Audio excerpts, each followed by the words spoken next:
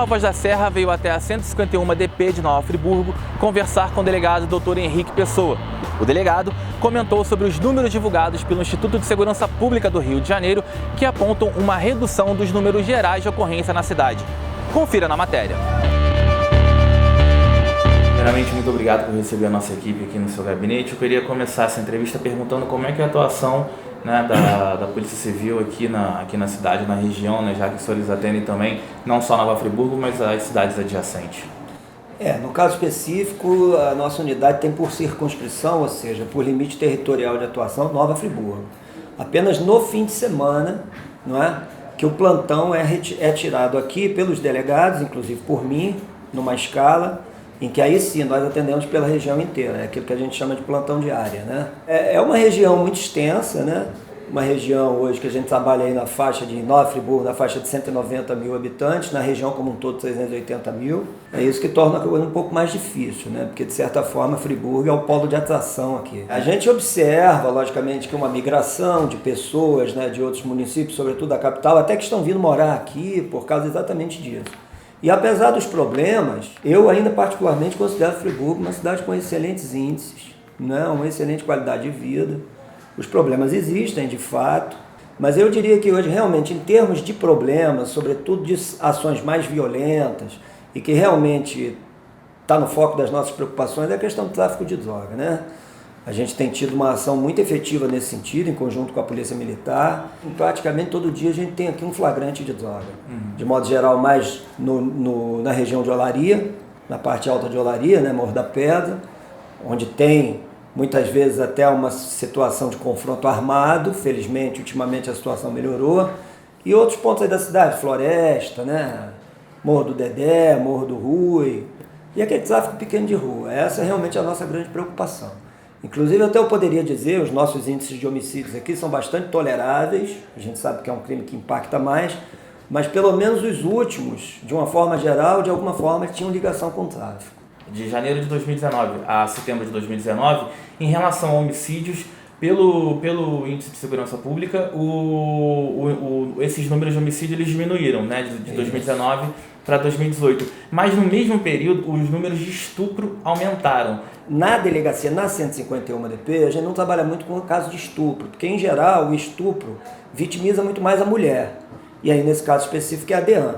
O que a gente sempre observou no interior, de uma forma geral, talvez por uma cultura muito mais conservadora e machista, enfim, a gente sempre observou um número relativamente alto de estupro, para os padrões aqui da região. Os friburguenses, eu tenho notado, principalmente com postagens, quando a gente fala postagens policiais, né, relatando os crimes, eles mostram muito preocupados através de comentários em redes sociais com a segurança como um todo, né, dizendo que números de assaltos à mão armada têm aumentado, furtos têm aumentado de uma maneira geral. Quando a gente aperta muito o tráfico, parte daquelas pessoas que atuam no tráfico, né, quando se sentem reprimidas, vão para aquilo que a gente chama para a pista, né, vai para o asfalto, para tentar reforçar aí o ganho deles. E aí, no caso, o furto e o roubo são inevitáveis. Realmente houve um aumento e, nesse sentido, portanto, nós intensificamos. No mês de setembro, nós conseguimos desbaratar uma quadrilha de 5 cabeças, né, 5 elementos, todos eles identificados, sendo 3 já estão presos, 2 ainda estão soltos.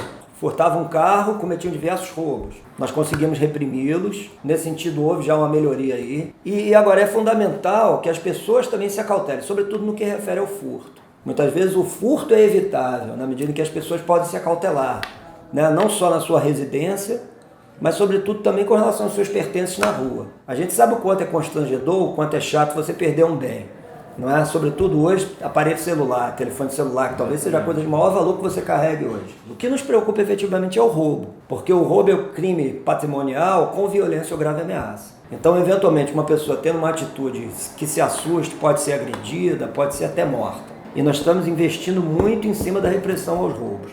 O Natal é uma época particularmente problemática, porque o fluxo de pessoas na rua, com dinheiro, indo consumir, é muito alto. Então, normalmente, a gente faz aqui toda uma elaboração de uma estratégia para no Natal já reprimir aqueles que porventura queiram tirar vantagem disso. Há uma parceria com empresários e comerciantes da cidade para que disponibilizem suas câmeras? É uma solução, né?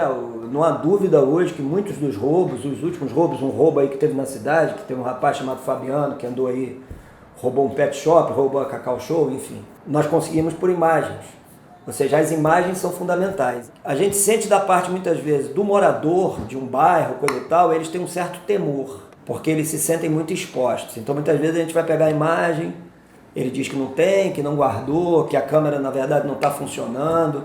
É fato que existe uma solução que a gente poderia adotar em parceirando aí com a cidade inteligente da prefeitura, vamos dizer assim, de compartilhamento dessas imagens com a prefeitura, e quem cederia seria a prefeitura.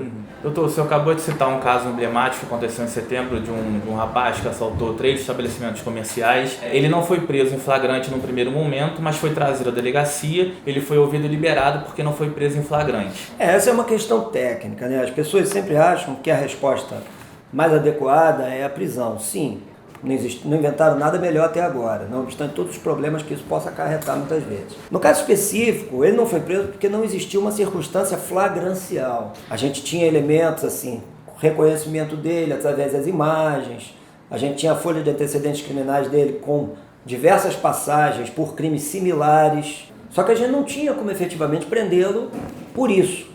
Então o que nós fizemos? Nós fizemos um trabalho, todos esses feitos nós unificamos a investigação, conseguimos o devido reconhecimento deles e pedimos a prisão dele. Ele é uma pessoa reiteradora, é dependente químico, normalmente ele rouba para obter recurso para fazer uso da droga, entendeu?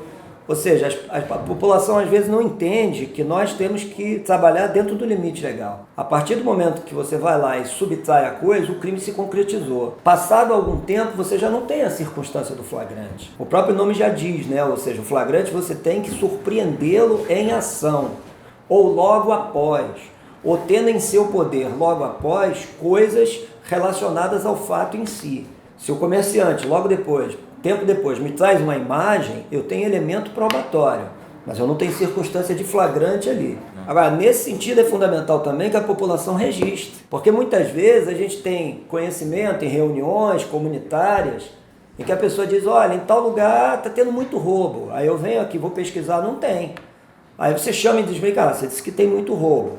Pois é, mas o pessoal não quer registrar. Até para a gente poder elaborar junto com a PM mancha criminal, estabelecer estratégia. Doutor, para finalizar, os números totais de ocorrência, eles mostram que esse ano diminuiu em relação a 2018, mas ainda assim são números altos. O senhor considera Nova Friburgo uma cidade ainda pacífica ou que inspira cuidados e atenção? Eu particularmente acho que Friburgo é uma cidade com níveis toleráveis. Se a gente for comparar, evidentemente, com Niterói, com São Gonçalo, com Nova Iguaçu, com Caxias, nós temos números excepcionais, o próprio Rio de Janeiro, a capital, né? Só que a gente tem que agir de forma proativa, a gente não deve esperar ficar ruim para a gente tomar atitude. A gente briga para manter esses números em parâmetros toleráveis. Mas eu particularmente acho ainda que Friburgo é muito bom. Eu acho que aqui a gente tem um aspecto muito positivo. Quase 100% dos policiais aqui de Friburgo moram em Friburgo ou região. Então são policiais que a gente sente que tem um compromisso muito grande. Eu acho que a população pode ficar tranquila.